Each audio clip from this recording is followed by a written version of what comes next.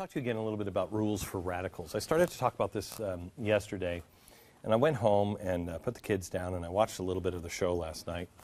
And the importance of this really hit me. This is really important.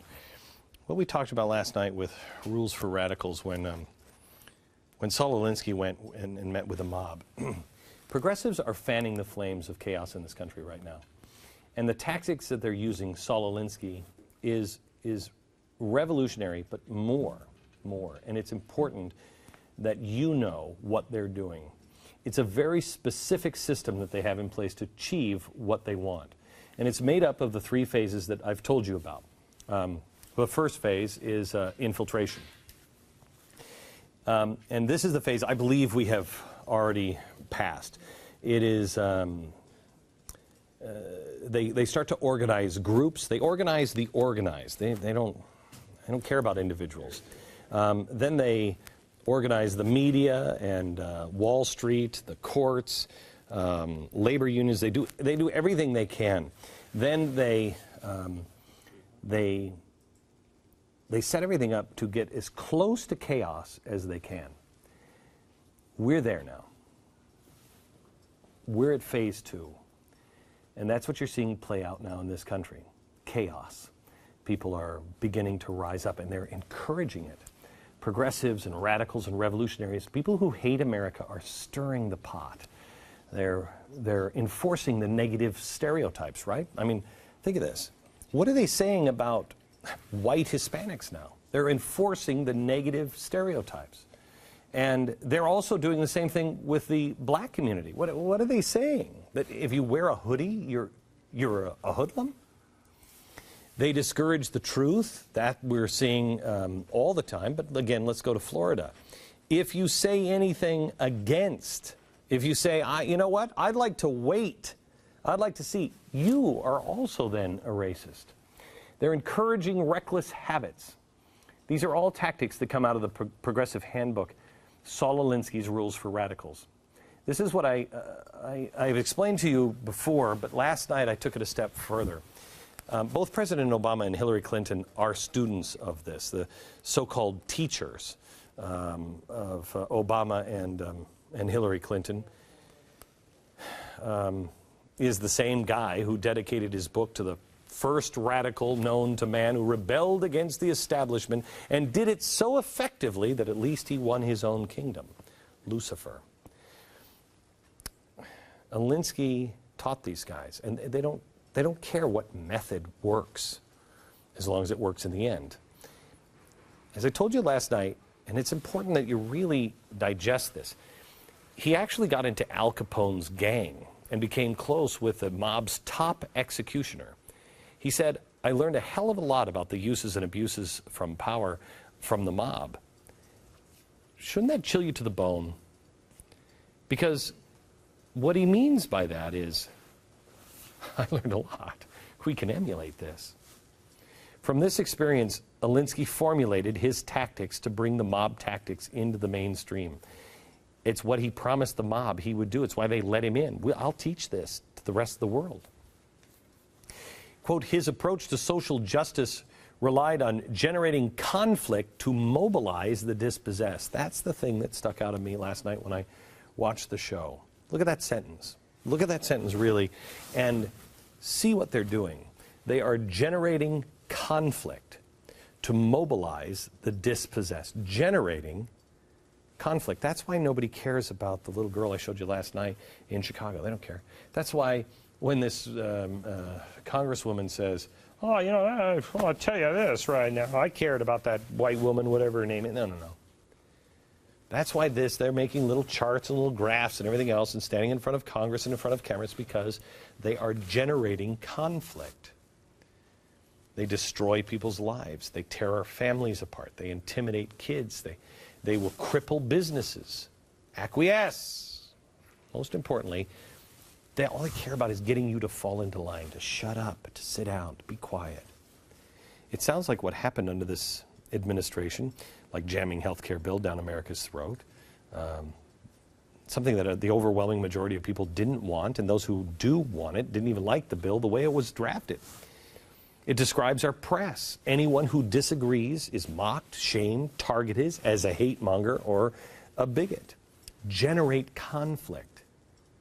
You've got people like Louis Farrakhan spreading anti-Semitism. We've seen union leaders targeting individuals, mobbing the home of a bank executive and scaring his children. One child was up at home in the bathroom, hiding in the middle of the bathroom because he was so afraid of the mob there were union mob that was surrounding this banker's home. This is the same type of intimidation as what's happening now in Wisconsin. The local union workers there, the AFSCME, which is affiliated with the good people at AFL-CIO. These are the federal workers, state workers. They just sent out a letter to local businesses urging their support by displaying pro-union signs in their office or their store windows. Quote, failure to do so will leave us no choice but to do a public boycott of your business. And sorry, neutral means no to those who work for the largest employer in the area and are union members, end quote. This is a mob tactic.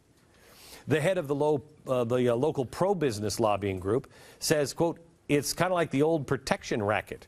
If you have the right sticker, we won't break your knees. That's the mob. It's just like a storyline right out of The Untouchables, or the real-life actions of Al Capone, which we all know is part of the Saul Alinsky progressive framework. That's where it came from. These are the same big labor thugs who want to oust Governor Scott Walker over his collective bargaining reform law. So obviously, you're a target if you support him. Now, here's where I find this amazing.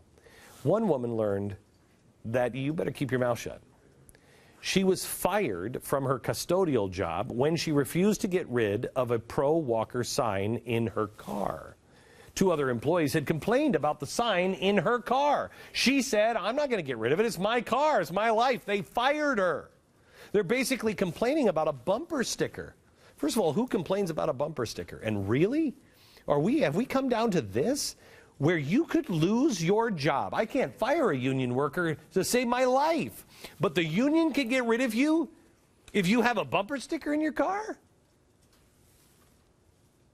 Really? This woman was fired because she didn't subscribe to the union mentality. Oh, wait. An update. She did get her job back, but she was moved to a different building.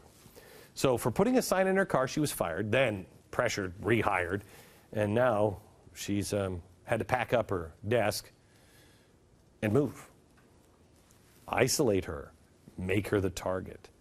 Convince people of the evil stereotypes about conservatives, and if you can't convince them, you isolate them and neutralize them. This is the time for the Tea Parties to rally around, especially in Wisconsin.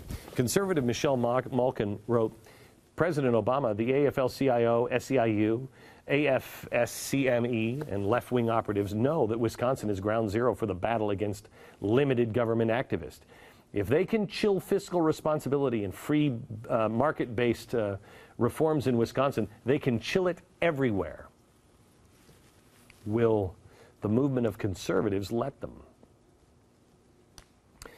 I don't know. I don't think so. I know I have geared up for the last year for this time in my life. I think you have too. You can't allow the unions to bully us. Look at their tactics. But be careful, because look at their tactics. We have to keep exposing the union thugs and their disgusting, let's be honest, evil behavior. Rush Limbaugh tweeted, must-see video, left-wing intimidation showing up at people's houses to harass families. They will fail. He's right. They will. But we have to have the courage and the willingness to have a backbone and stand. I want to show you that clip that Rush said was a must-watch. There have been numerous complaints that have come to our office with, I would call it thuggery, where you're trying to intimidate people. You bring it on, baby. I'm a big bear. I'm the meanest damn liberal in the land. I'm looking for a fight with them teabaggers. That's right. So bring it on, you loud mouth, wussy mother. Those are things that happened, back in the 30s. I've got people that are just really scared. We're told that several hundred protesters trespassed onto the Port of Longview terminal property this morning. Police are right now assessing the damage.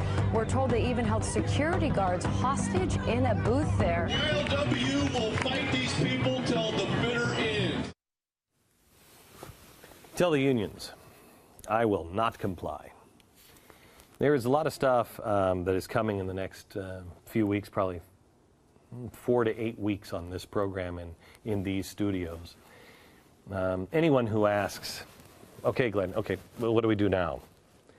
There's a lot. There's a lot. This audience, I believe, may change the course of the next election. But it's going to take an awful lot of work, a lot of guts. It's going to take people who are who understand the love and the service thing, but also people who are unstoppable on politics. Those things are going to be disconnected, you will see as we roll them out. But each of them are important, and you have to figure out what is your calling, what is the thing that you're supposed to do. Options are coming. Tomorrow is my last day in this studio, and then to the Dream Labs. More in a minute.